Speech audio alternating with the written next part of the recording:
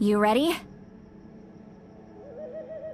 All right, here goes.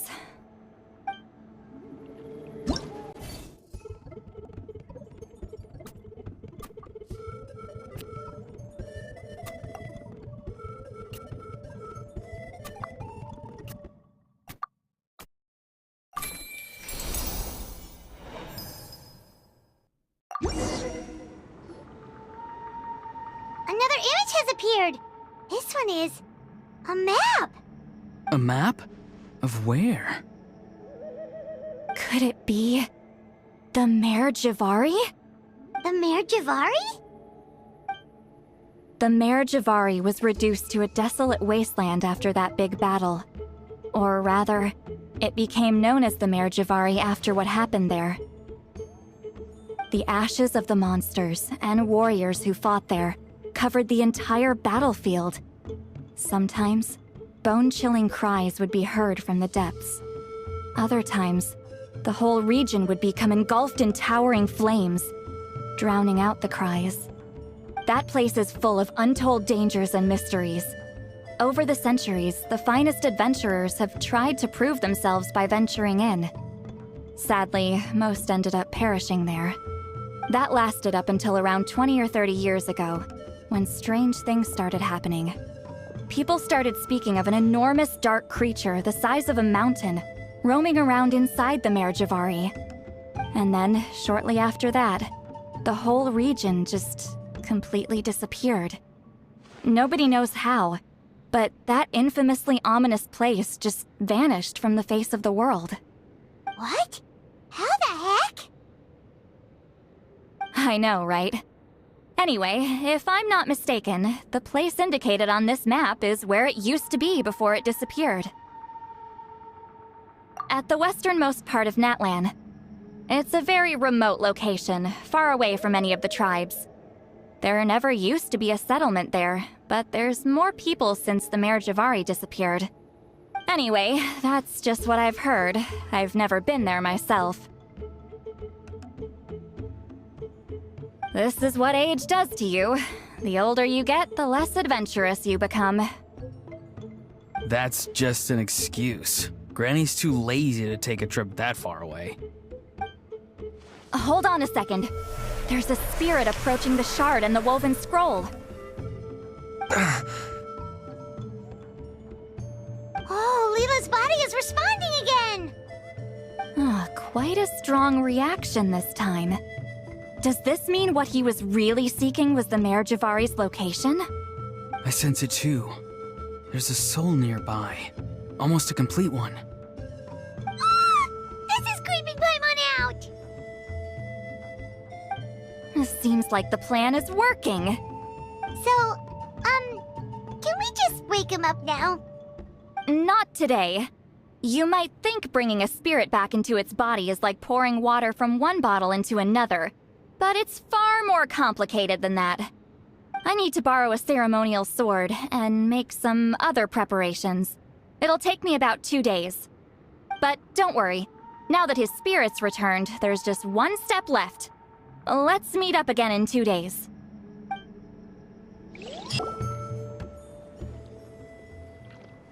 Greetings again, everyone. See, Lolly, you're here! I got the ceremonial sword from the chief. It has a certain power that's needed in situations like this. You haven't forgotten what we're doing today, right? Of course not! We're gonna wake Leyla up, and then ask him just what the heck he was playing at. And I've prepared the rest of the tools for the ceremony per Granny's instructions. We've dotted all our I's and crossed all our T's, so today should go off without a hitch. Good work, kiddo. Then without further ado, let's get started.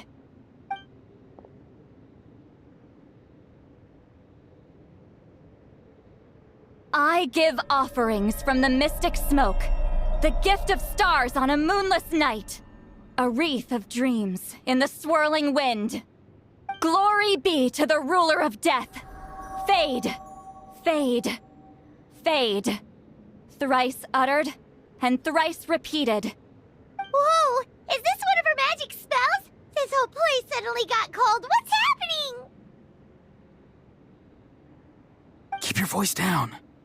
We mustn't disturb her. We, the children of the Priest King, swear to abide by the ancient pact and tear through the veil of the Night Realm. I am Sidlali. Hear my command. I am the Shepherd of Doomsday. I am Akul Batil. Oh, look! Leyla's spirit is back. It's coming towards his body. I shall pierce the cloak of night with flintstone and banish all souls that do not belong to the land of the dead. Leyla, obey my command and return to the land where the sun shines. Return to your own path. Did it work? Huh? Where am I? And who are you?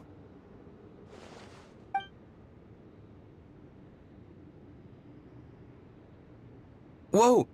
Granny Eatsley! I mean, High Priestess Lali! Please have mercy! Aw, guilty conscience, huh? So, you know full well what you've done. Do you have any idea how close you were to never making it back? Or maybe you thought life would be more fun as an inanimate object. I'm sorry, I messed up, and I'll face the consequences. Oh, you sure about that? Then say goodbye to your parents. Tell them this. Goodbye, Mom and Dad. I've realized I enjoy life as an empty shell so much that I've decided to get Granny Eatsley to turn me into a stone statue so I can stand guard over her house for the next 100 years. No, please! Please don't, I'm begging you. I'll never do this again, I promise. Thank you, High Priestess Lali. Thank you for rescuing me. Don't thank me. Thank my grandson. If he hadn't sensed something was amiss, I wouldn't have bothered getting involved. You're more than welcome, Leyla. And don't mind Granny. She's all bark and no bite. We're just glad that you're okay. Besides, someone tricked you into doing this, didn't they? That Kokju guy. He's the real culprit here.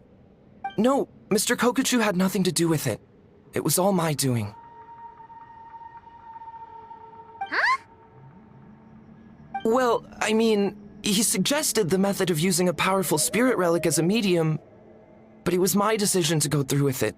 I wasn't coerced or anything. I'm sorry. I'm the one to blame.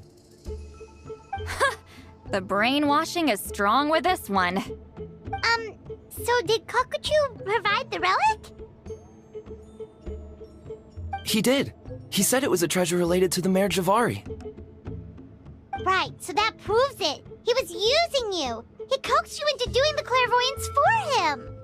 But I'm a spirit duffer who can't cast a single spell. What use would I be to him? Guys like me couldn't sense a spirit even if we spent the rest of our lives sitting and meditating. But Mr. Kokachu said that if I brute force the spell and immerse myself in a spiritually rich substance, I might be able to catch a glimpse of one.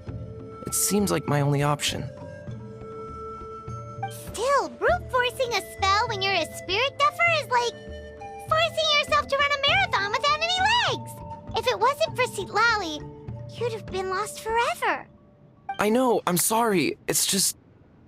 everyone in this tribe is so amazingly talented, and then there's me. I just didn't want to be the odd one out anymore. I totally understand how you feel, Leyla. Some seeds effortlessly grow into beautiful cabbages, while others struggle with all their might and never even sprout. Who knows why this is the way things are? Maybe that's just life. Life is full of things we can't change. I know saying this doesn't change anything either, but I hope it makes you feel a little better. Let's pause this discussion for now. We need to get you to Matla's for a checkup.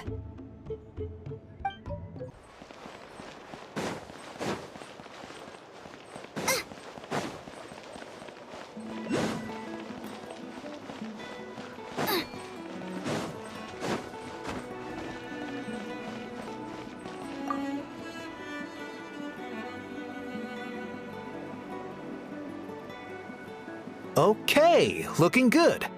Seems like this guy got off lightly. Just make sure he eats when you get back. He must be starving. That's a relief. I've heard of cases where people's bodies started necrotizing after they spent too long meditating. What a horrifying thought! Anyway, Leyla, even though we didn't know each other before all this, I'm still really glad that you're okay now. Well, maybe you don't know me, but I've heard all about you. The same goes for High Priestess Citlali, the Traveler, and Paimon. I've heard all the stories. Huh? Even us? This might sound corny, but you're exactly the kind of people I've always dreamed of becoming. But it's clear to me now. That was just wishful thinking. Honestly, why'd I have to be born a spirit duffer? Nah, it's alright, really. I'm used to being useless by now. Thank you all for saving me. Auroron, I think you're right. It's just a fact of life. I promise I won't take another risk like this in the future. I've brought you more than enough trouble already. Aw, Leyla. It's okay. There's no need to comfort me. Hey, you little rascal. What are you talking about? Look at me. Huh? What's wrong, High Priestess Citlali? I said, look at me. Take a good hard look. Sense anything strange? Granny, what are you talking about?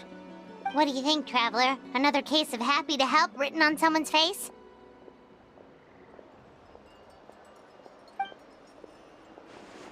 Hold on. I think... either my mind's playing tricks on me, or her entire body is an illusion. No, it must just be my imagination. I wouldn't be able to see through something like that. Wait, I know this trick. It's the same one I used a while back. Granny snuck away from right under our noses. You see? You can perceive some spiritual abnormalities now. Congratulations. Really? But where are you going, Granny? Where do you think? I'm going fishing, you dummy. Someone triggered the trap I set in the cave. Looks like our friend Kokochu took the bait. What? Sorry, can't talk now. You'll find me in the cave.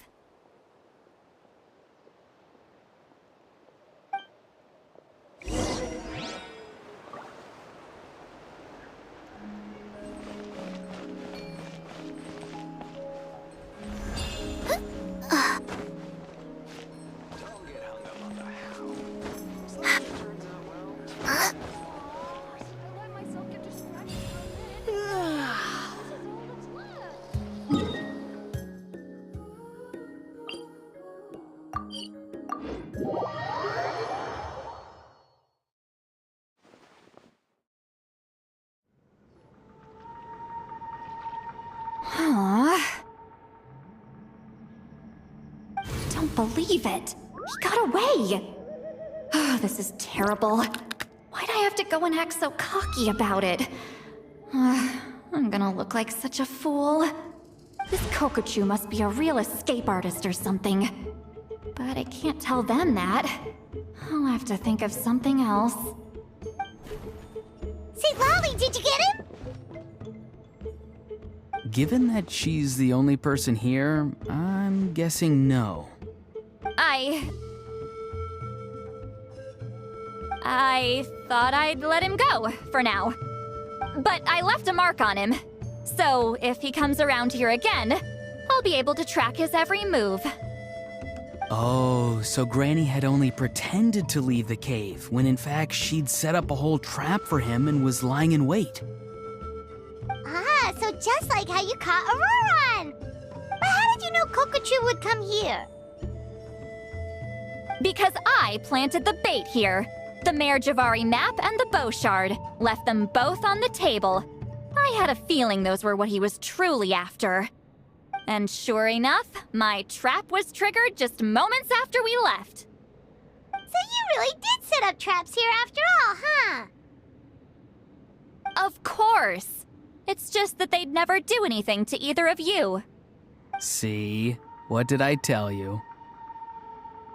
So, Mr. Kokachu, you used me after all. This whole time, all you wanted was to find the location of the Mayor Javari. That's right. I've been wondering about the shard he left ever since I came across it. Why did he leave it there? The moment I confirmed the Mayor Javari's location, that's when I realized it was bait. He was counting on Leyla's spirit getting lost and the tribe coming to his rescue. Then, by helping Leyla, we'd be helping him.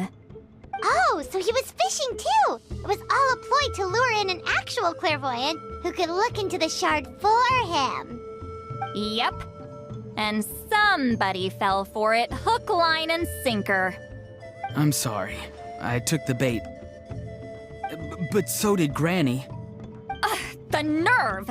I only got involved because of you, you little scamp! Either way, Kokchu played us like a fiddle. Huh.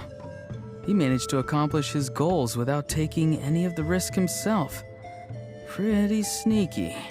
You could say that again. Imagine if he tried to approach Lali directly. She'd have seen through it right away. Although, actually, Lali, why did you let him go? Because I couldn't risk using my full abilities here. He was a pretty slippery character, and if I'd kept him here by force, there could have been unintended consequences. Was it my fault for picking a bad place? I'm sorry. I went looking for somewhere with a wealth of spiritual energy when I first decided to help Leyla, and ended up choosing this mad sage's hideout. Mad Sage? Yeah, he's napping right behind that wall. We'd have a whole new situation on our hands if we woke him up. That's why I decided against using my full abilities. I do have some good news, though. I snatched the shard and map back before he bolted, so I may have restrained myself, but I certainly didn't let him walk all over me. That's great! So he left empty-handed! Yes, sort of. The bad news is he did get a look at the map before he left. Not that the Mayor Javari's last known location is a huge secret, but still. Yeah, that's kind of worrying. What if he's got some sort of diabolical plan? Don't worry. I'll keep tracking him. Also, Leyla, if it's all the same to you, I'd like to give the shard and map to the Traveler as a gift. They might prove useful at some point in her journey. Absolutely. That's completely fine. The Traveler deserves it. None of us are interested in them. And if there's any chance of them leading you to the Mayor Javari, I'm sure an adventurer like you wouldn't want to pass on that opportunity. Granny Eatsley has a sense for these things. So, Granny Eatsley? Do you think I'm still a spirit duffer? What kind of a dumb question is that? You saw through my illusion, didn't you? I mean, that's partly because I deliberately made it imperfect, but even then, a spirit duffer wouldn't be able to see through that. Auroron, give this guy some lessons when you've got the time. Leyla, put in the work, and we'll see how far you get. Amazing. Life is so full of surprises. As long as you keep moving forward, you might just run into some fertilizer in the middle of the road. I'm so happy for you, Leyla. Let's both give this our best shot, and who knows? We might both be beautiful cabbages one day.